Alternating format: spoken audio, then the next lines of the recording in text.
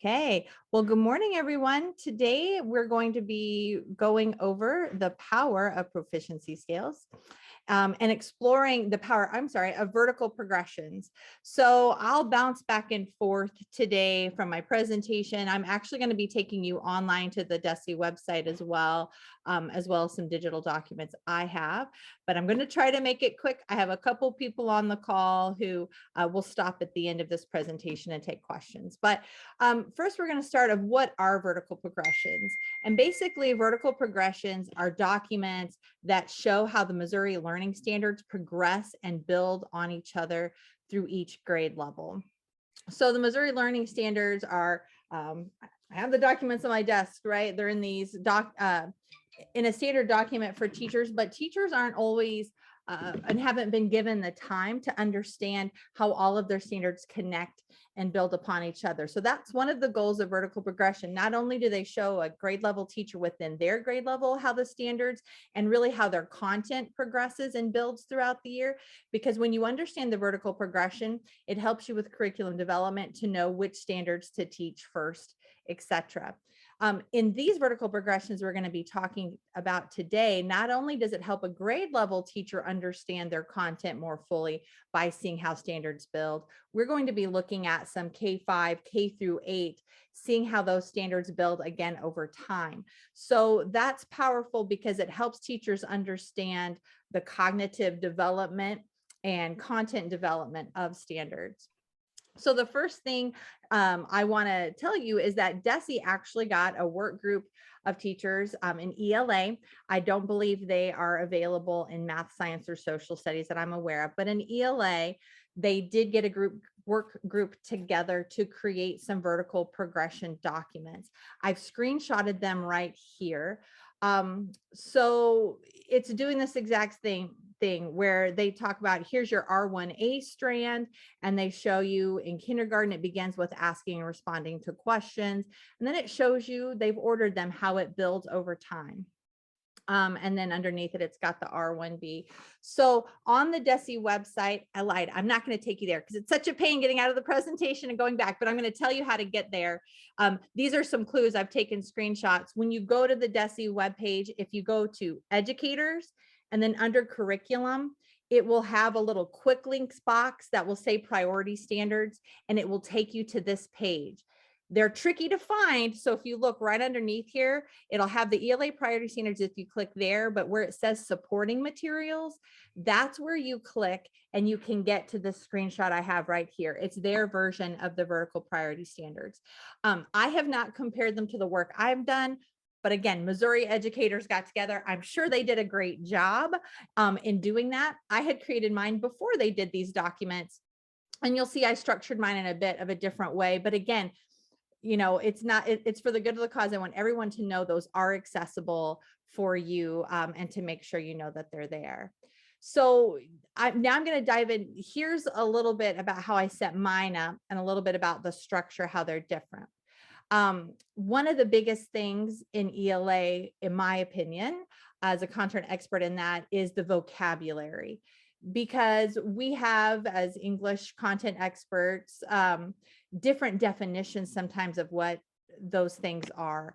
Like what is well, cause and effect is pretty basic, but especially when you get into, we'll look at an example in a little bit, inferencing and drawing conclusions. Some people treat those synonymously when really there is a difference between the two. So one of the things that I've done in my vertical progressions that I think is really great for teachers to talk about is, what do we mean when we say story elements? Are we all on the same page with that definition and that vocabulary?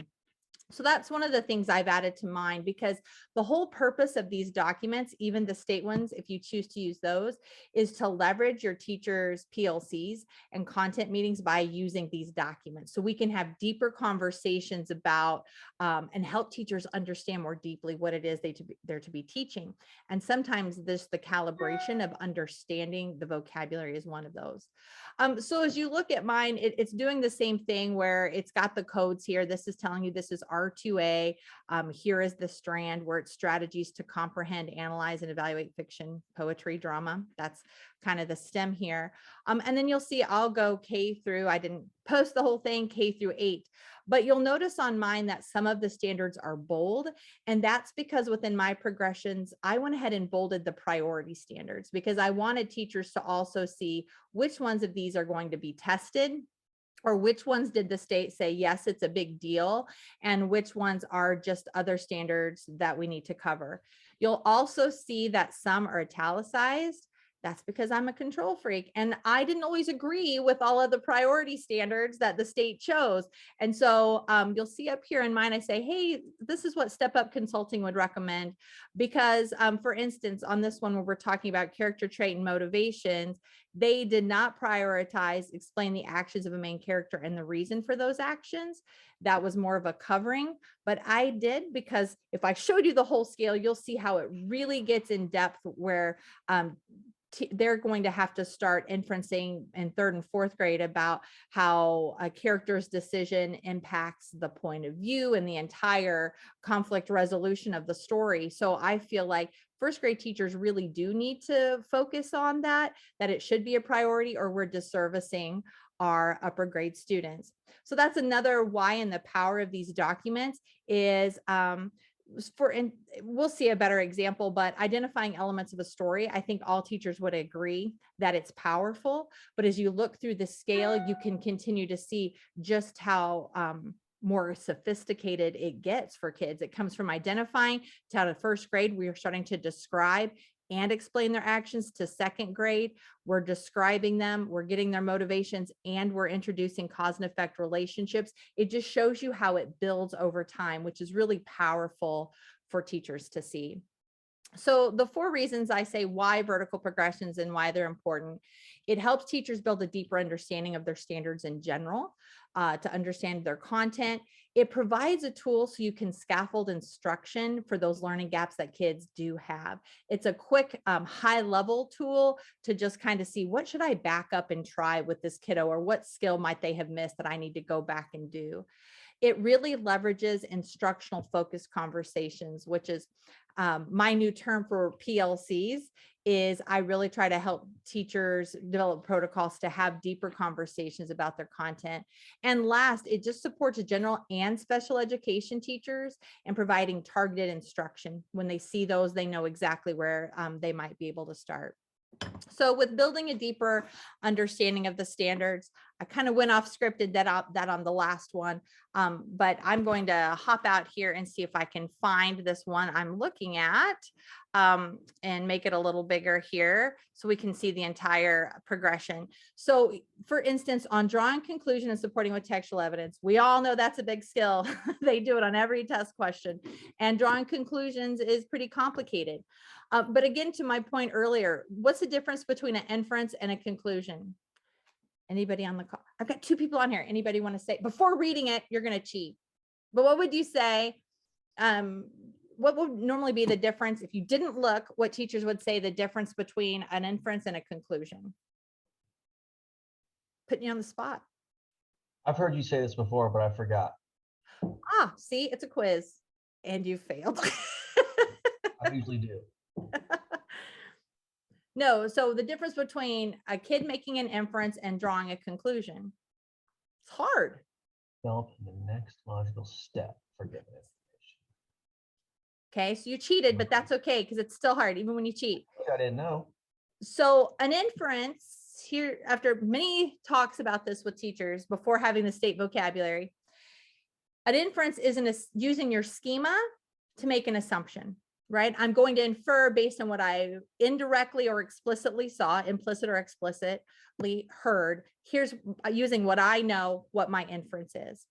A conclusion, if you look at that definition, what's the next logical step for the given information? So that's saying you would have to add up your inferences, because I heard so if I gave you a scenario, Jim woke up, he saw the bright light outside of his window, heard the bell ring, quickly grabbed his backpack and ran out the door. So inferences I could make: if he saw light out of his bedroom window, it's probably the morning. I'm going to infer the alarm bell was probably the bell was probably his alarm clock. And when he grabbed his backpack, I can infer he's going to school. If I drew a conclusion about that text, I would say the next logical step would be, I can conclude he's late for school and he's trying to catch the bus. Maybe. Does that make sense?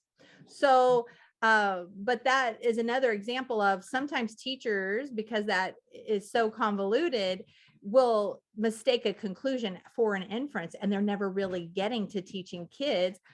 So what's happened in these deep discussions with teachers, if we found out, okay, to help kids understand an inference, we'd use the strategy, your schema plus evidence from the text. We get real explicit in our instructional focus conversation. We've got to teach kids, use what you know plus clues from the text. Then to get a conclusion, you have to do an inference plus an inference plus an inference, and then you can draw a conclusion. So that's just a little abbreviated instructional focus conversation that really took hours of deep thinking to help teachers get to that strategy. But I think that's a great example of the power in these documents. When you truly understand what this standard means, then teachers can be really targeted in their strategies and help kids understand what they mean. And that's how we improve our teaching. So that's just a little example of the power of vocabulary. If we look down here, again, we're looking about how all the Missouri learning standards build. Kindergarten starts with predicting, cover titles, asking and responding to questions, and then connecting information. As you look at those standards, you may not initially think those are related to drawing conclusions. In fact, some people might look at this asking and responding to questions and think it's bolded. Why is it even a priority standard? That seems, quote unquote, kind of a lame standard. But that's another reason, the power of, you see, if a kid can't ask, it moves on to relevant questions for kindergartners. But as you continue to look through the scale, you see that that builds on in first grade to relevant questions. And when you ask and respond to questions, that helps you to begin to seek and clarify locating facts, which leads you then to using text features to find that information, which then leads you to be able to draw conclusions using textual evidence. So we go from locating information and asking questions to then drawing conclusions and inferences to finding the textual evidence. So I think it just creates a clear picture for sometimes the bigger context of our standards, of why is that important and where does it fit in.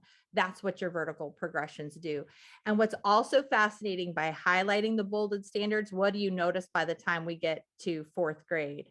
Boom, everything's a big deal, everything's highly tested, and it's these higher level skills that if K and 2 are not really focusing on and teaching well, fourth graders are going to have a hard time. But in turn, if a fourth grade teacher is still struggling with these things, they can use this document to go back and what skills might my student have missed. Again, for SPED and regular education teachers, I think this is pretty powerful to just quickly go back and look, what do I need to go back and cover? So let me bounce back into, what I'm going to do next is we're talking about how we could use these documents to provide scaffolding. I have a video of a principal, let's see if it's going to work here, who used these with your staff. So I'm going to play this 2-minute clip and just let her share with you how she used these documents in writing. Hello, my name is Sue, and I am a principal in the Kansas City area in a K-5 building. And I wanted to share briefly with you how I used vertical progressions at my school. At our opening retreat, I decided that we needed to really examine the vertical progressions in pre-writing, because even though we had a robust resource to use, I noticed this might be a piece that we were missing or perhaps glossing over. And so I took the vertical progressions, which are the priority standards in pre-writing K-5, and I just cut them into strips. And I jumbled them up, put them in an envelope. And my teachers were already sitting in vertical PLCs. And so I gave them this envelope and I said, these are your pre-writing priority standards, put them in order. And it took about 10 minutes, lots of conversations, lots of moving and shifting the strips of paper to try to get them in the right order. I heard things like could a kindergartner really do that? Would that be too hard for a kindergartner? Well, we know in fourth grade there's a performance event. So what should they be able to do by fourth grade? And so there were lots of really great, rich conversations about not only what should students be doing, but also rigor and where is this in our writing resource. And so at the end of it all, I passed out the Step Up Consulting vertical progressions, and we compared what we had done in our group to what really was the progression. What came from that was not only an understanding of how every grade level builds on the next, and that we have to rely on K1-2 to lay that firm foundation for the tested grade levels, but also what could we put in place that would be good for our students to use. And so we came up with a plan to implement a 4-square graphic organizer that students could use in every subject throughout the building as they are planning and thinking, and more importantly, pre-writing. And so that's just one example of how you could use vertical progressions and why it's so important that teachers have a clear roadmap of what it's supposed to look like. Teachers want their kids to be proficient, but sometimes we just don't know all of the hallmarks of proficiency. And that was one way we got closer to it here at my school. Okay, good job, Sue. She's a principal and couldn't be here at 11:30 on Friday, so we decided to video it. But I love that example of how she gave teachers that cognitive dissonance moment, right? Of letting them try to think about how they build, then gave them the answer with these. So it helped them to see the power in it. And then the goal of course, using them is that they came up with this building wide strategy of what do we need to do in response to this. Again, brainstorming or pre-writing and brainstorming is left out of a lot of resources. So she chose that particular strand. And so last, I'll hop on here is it's just a support for general and special education teachers. I kind of showed already how you can use it across the continuum to provide targeted instruction. You can look at a goal and easily know what standard to pop back to. And in leveraging instructional focus PLCs, I'm just a firm believer. I love data teams, but teachers get so caught up in the data. It stresses them out and they never get into, well, how does this really impact my instruction? And so as we heard on Sue's call, and I shared an example of how we get to those inferencing equals a drawing conclusion, we're wanting to use these documents to help teachers have deeper conversations around their content and coming up with specific strategies. So this is the end. Again, DESE has those available. They're in a bit of a different format, but I also have now in print my own hard copies that I'm using. Zach was on the call. His district has these in hard copy version, but I also have them electronically because they're great documents just to hyperlink to your curriculum. So it's easy access. So I hope that you were able to get a few nuggets from today's call. If you have any questions, there is my website and you can contact me through message at any time. Thank you.